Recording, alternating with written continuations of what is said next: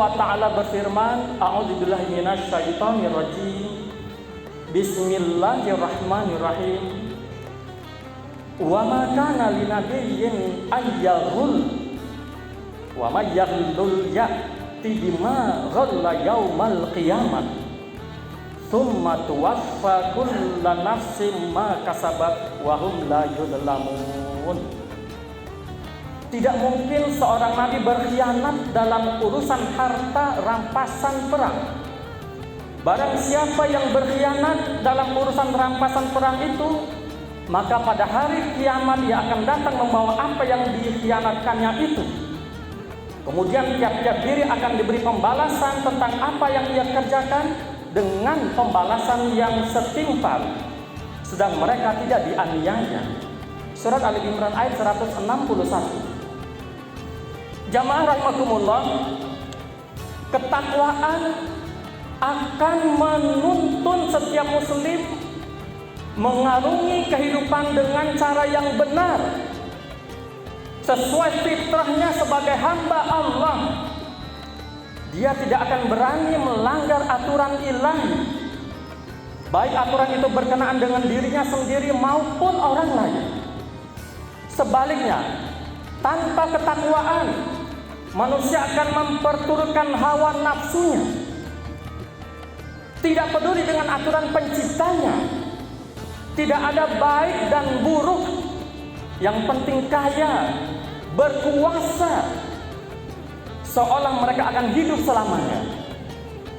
Maka jangan heran banyak orang yang rakus memakan harta manusia lainnya dengan kekuasaannya, mengambil hak-hak orang lain, dan berfoya-foya di atas penderitaan sesamanya. Bahkan yang menyedihkan, mereka berani mengambil harta orang yang sedang menderita, orang-orang fakir dan kaum miskin, yang harta itu sangat berarti dalam menyambung hidup mereka.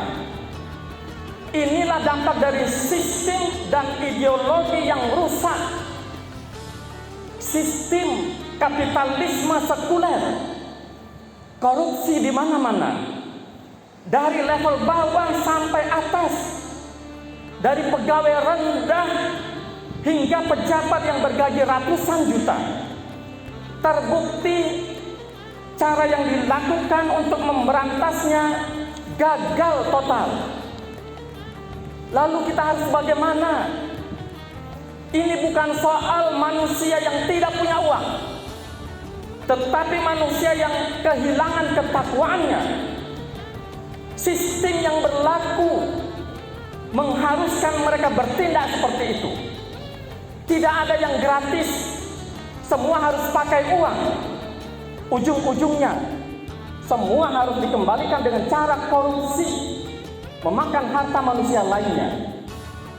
Jamaah rahimakumullah, karena yang rusak sistemnya, maka sistem inilah yang harus ditinggalkan. Mari kita bangun kembali sistem yang datang dari pencipta kita, Allah Subhanahu wa ta'ala, yakni sistem Islam. Dalam sistem Islam tidak akan ada politik biaya tinggi. Celah bagi kolusi dan upeti dalam pemilihan pejabat juga akan tertutup sama sekali. Hukum tidak bisa diutak-atik, apalagi ditetapkan sesuka hati oleh penguasa.